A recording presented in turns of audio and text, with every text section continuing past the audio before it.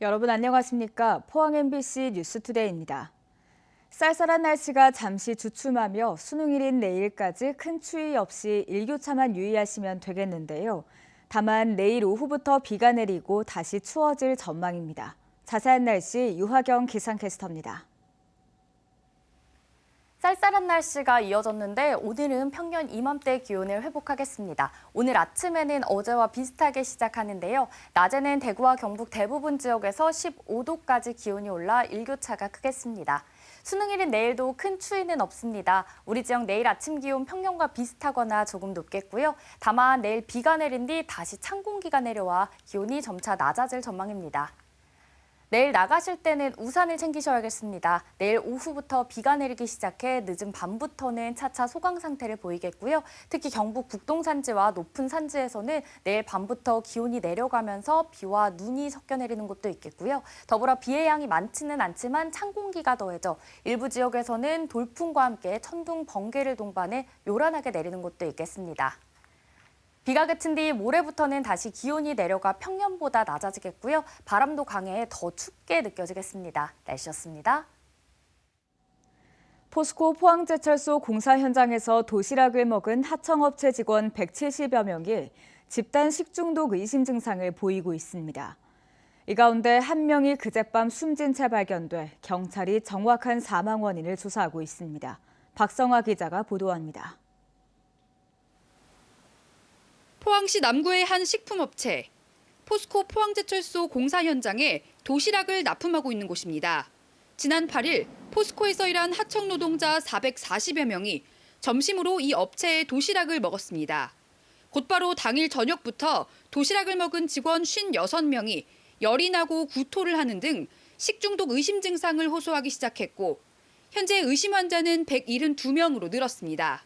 아무 말 안 하는 게 저희는 맞는 것 같습니다. 다 정리했고 음식물은 저희가 다 폐기 처분했습니다. 그런데 식중독 의심 증상을 보이던 50대 남성 직원이 자신의 집에서 숨진 채 발견됐습니다. 이 직원은 증상이 심하지 않아 2차례 통원 치료만 받았으며 고혈압과 관질환 등 지병이 있었지만 심각한 상태는 아니었다고 노조 측은 밝혔습니다. 평소에 변사자가 지병이 있었다고 들었는데 그 정확한 사인을 저희가 밝히기 위해서 내일 부검이 예정돼 있습니다. 근로자들은 이 업체의 도시락에서 평소 이물질이 잇따라 나오는 등 위생이 좋지 않아 항의했지만 공사 발주처인 포스코에선 별다른 조치를 취하지 않았다고 주장했습니다. 담배 꽁초가 나온 적도 있고 그다음에 이제 바퀴벌레가 나온 적도 있고 역학조사를 진행하고 있는 보건당국은 계란에서 나온 살모넬라균을 원인으로 추정하고 있습니다. 인체 가건물 6건 했는데 거기서 검출됐기 때문에 저희들도 계란에 의해서 아마 식중독균이 발생한 걸로 보고 있습니다. 포항시는 이 업체에 일시적으로 판매 중단을 조치했고 보건당국 조사 결과에 따라 행정처분을 내릴 방침입니다. MBC 뉴스 박성아입니다. 경북교육청은 내년도 본 예산안을 올해보다 7.9% 감소한 5조 4,541억 원으로 편성해 도의회에 제출했습니다. 주요 사업별 예산은 누리과정비 등 유아교육 지원에 1,955억 원, 교육급여 등 저소득층 자녀 지원에 404억 원, 그린 스마트 스쿨 1,510억 원 등입니다. 경북교육청은 정부의 세수 여건 악화로 보통교부금이 5,700억 원 감소해 어려운 여건이지만 자체 적립한 재정안정화기금 1,300억 원을 투입하고 지출 구조 조정을 실시해서 교육 정책을 차질 없이 추진한다는 방침입니다. 포항이 배터리 선도 도시로 입지를 착실히 다져가고 있습니다. 지난 7월 규제는 줄이고 지원은 늘리는 배터리 특화 단지로 지정된 데 이어 배터리 기술 초격차를 유지하기 위한 국제 컨퍼런스가 어제 열렸습니다. 국내외 전문가들이 배터리 산업의 현재와 미래를 진단하고 최신 배터리 기술 동향을 발표했습니다. 이규설 기자입니다. 최근 배터리에 대한 관심을 반영하듯 객석은 시민들로 가득 들어찼습니다. 기조 발표에 나선 LG에너지솔루션 정황무 상무는 최근 소비자들이 중요하게 생각하는 우선순위가 바뀌고 있다고 발표했습니다. 배터리 성능 향상으로 인해 긴 주행거리에 대한 요구는 차츰 줄어들고 대신 낮은 가격과 급속 충전, 그리고 배터리 안정성에 대한 요구가 늘어나고 있다고 설명했습니다. 특히 세계 각국이 배터리 안정성에 대한 규제를 강화하고 있다고 강조했습니다. 만약에 셀이 하나가 불이 났다. 그랬을 때 사람이 그래도 대피할 수 있는 충분한 시간은 벌어줘야 된다라는 개념으로 그런 규제들이 만들어진 거고요. 이어 발표에 나선 노르웨이 배터리협회 팔 룬데 회장은 최근 배터리 산업에 대한 EU 환경 규제가 강화되고 있다며 우리 기업의 성공적인 유럽 진출을 위해선 노르웨이와 한국의 전략적인 협력이 필요하다고 강조했습니다. And over the next years, there will be very strict rules about producing battery materials, producing batteries, and so on in Europe. 노르웨이는 신규 등록 차량 가운데 80%가 전기차여서 전기차의 얼리 어댑터로 불리는 나라로 배터리 음극재 생산 및 친환경 전기 추진 선박 분야에서 큰 장점을 가지고 있습니다. 이 밖에도 차세대 소듐 이온 전지, 차세대 2차 전지 음극재 기술 개발 현황, 배터리 리사이클링 시장 및 기술 변화에 관한 전문가들의 발표가 이어졌습니다. 한편 이날 행사에 앞서 지난 7월 지정된 2차 전지 특화 단지의 후속 사업 발굴과 신속한 사업 추진을 위한 추진단 출범식이 열렸습니다. 인력 양성이라든지 중앙부처와의 협력 사항이라든지 이런 부분을 빠르게 구축해 나가기 위해서 추진단을 오늘 출범시킵니다. 포항시는 앞으로 기업들의 글로벌 진출을 지원하는 글로벌 혁신 특구에도 도전하며 배터리 중심 도시의 위상을 다져나갈 계획입니다. MBC 뉴스 이규설입니다. 포항시는 대학 수학능력 시험일인 내일 특별 교통대책을 추진합니다. 당일 오전 6시 30분부터 포항고등 12개 시험장 주변과 주요 교차로에 경찰과 모범운전자 등 120여 명을 집중 배치해 시험장 200m 이내 출입을 통제할 예정입니다. 또 경찰 순찰차와 모범택시 30여 대를 긴급 수송 차량으로 지원해 입실 시간이 임박한 수험생을 무료로 수송하고 관공서 출근 시간을 오전 9시에서 10시로 늦출 계획입니다. 대구 경북 신공항 화물터미널 위치를 둘러싼 갈등이 일단 해결의 실마리는 찾아가고 있습니다.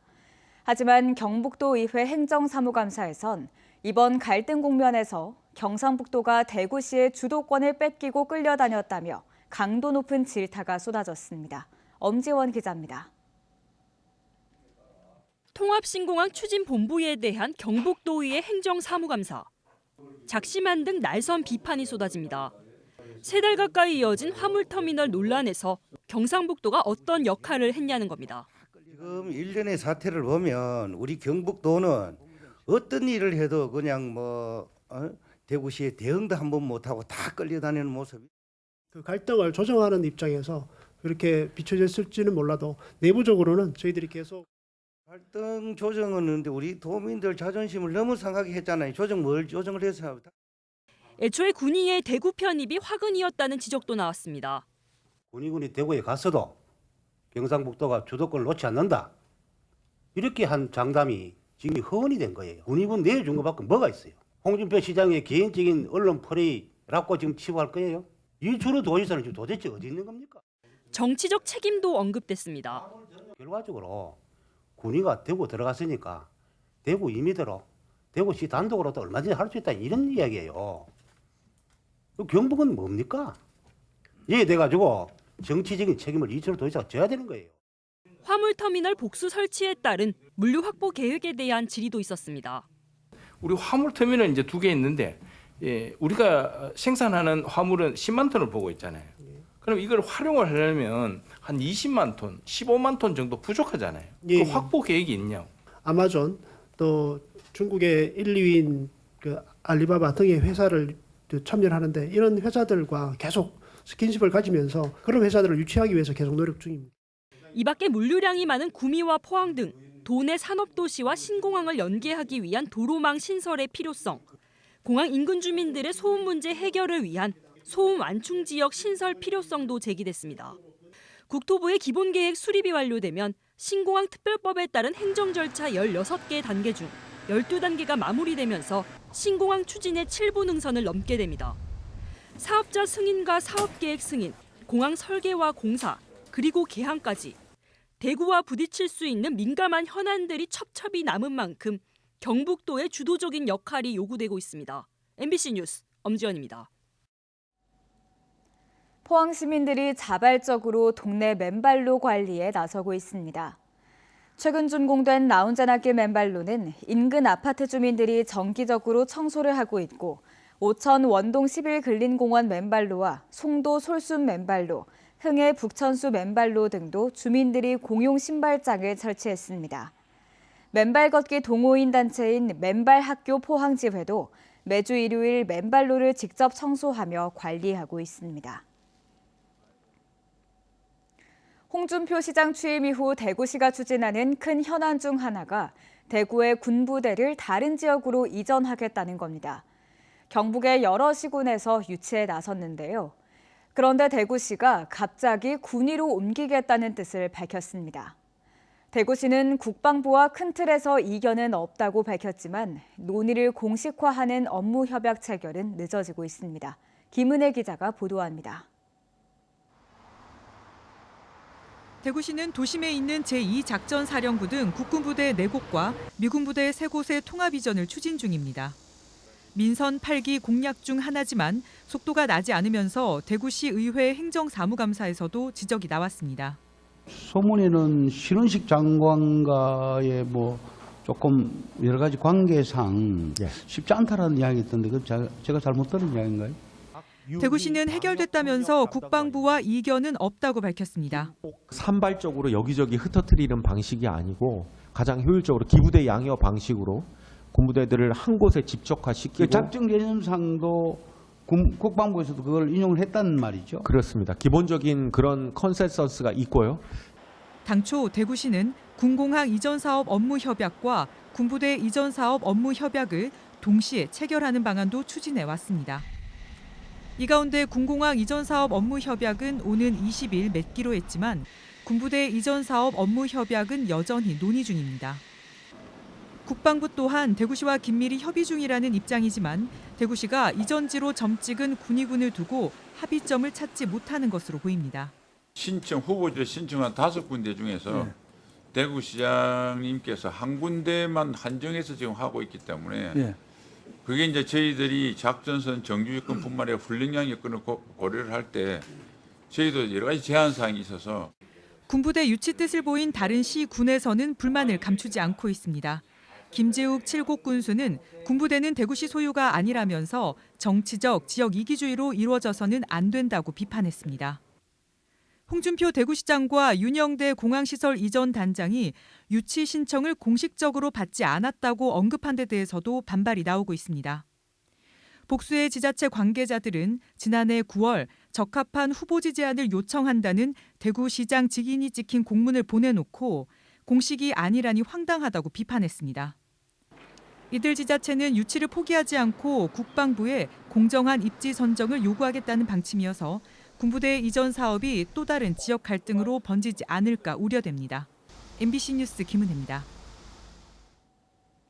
정부가 지자체별로 물가관리관을 지정하고 물가 안정에 나서기로 했습니다. 이에 따라 지자체는 부시장 등을 물가 책임관, 각 국장들을 요금별 관리 책임관으로 지정하고 지방 공공요금 관리를 강화합니다. 대상 공공요금은 도시가스와 시내버스, 택시, 상하수도 요금과 쓰레기 봉투값 등으로 정부는 지자체 실정에 맞는 지방 공공요금 안전관리 계획을 1년에 2차례씩 수립하도록 했습니다. 앞으로 원전에서 원자로 가동 중지 후 시행했던 정기검사가 가동 중에도 실시됩니다. 원자력안전위원회는 원자력안전법 시행규칙에 따라 2년에 한 번씩 원자로 가동을 중지하고 실시해온 정기검사를 원자로 가동 중에도 실시할 수 있도록 지난 9월 말 의결해 현재 심사 중에 있습니다.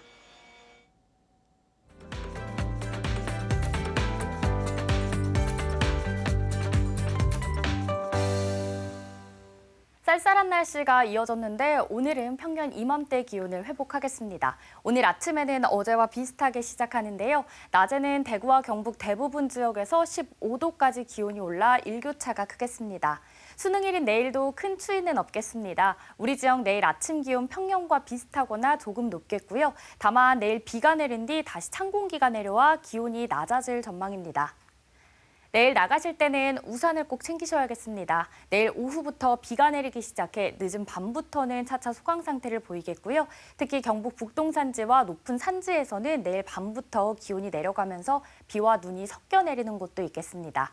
더불어 비의 양이 많지는 않지만 찬 공기가 더해져 일부 지역에서는 천둥과 번개가 치는 등 요란하게 내리는 곳도 있겠습니다. 위성 영상입니다. 오늘 전국적으로 서해 남부 해상에서 동쪽으로 이동하는 고기압의 영향을 받겠고요. 자세한 지역별 날씨 보시면 오늘 우리 지역 대체로 맑겠습니다. 바다의 물결은 0.5m에서 최고 1m로 잔잔하게 일겠습니다. 현재 대구의 아침 기온은 1도, 고령은 영하 2도로 시작하고요. 낮에는 대구와 고령 모두 15도까지 일교차가 크겠습니다. 안동의 아침 기온은 영하 1도, 영주는 영하 2도로 출발합니다. 안동의 낮 기온은 13도, 영주는 12도 예상됩니다. 오늘도 포항과 경주에는 건조주의보가 이어집니다. 현재 포항의 아침 기온은 5도, 낮 기온은 15도 전망됩니다. 비가 그친 뒤 모레부터는 다시 기온이 내려가 평년보다 낮아지겠고요. 바람도 강해 더 춥게 느껴지겠습니다. 날씨였습니다. 이상으로 포항 MBC 뉴스투데이를 마칩니다. 시청해주신 여러분 고맙습니다.